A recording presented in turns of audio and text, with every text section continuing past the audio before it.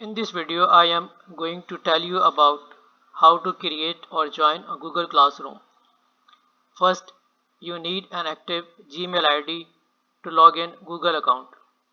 After logging in Google account, go to the 9 dot icon and click here. When you click here, go to the Google Classroom app and click on Google Classroom icon.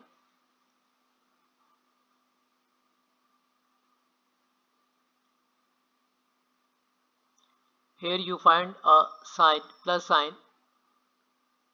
Click here and then click on join class.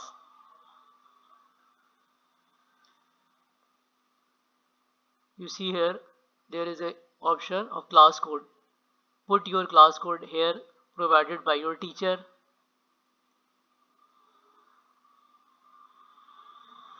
That's where you join your class.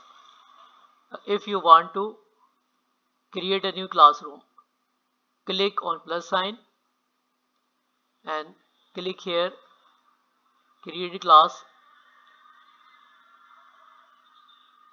Click here and then click on continue and fill these columns and click on create class. In this way you are able to create a new class. Okay, hope you will find it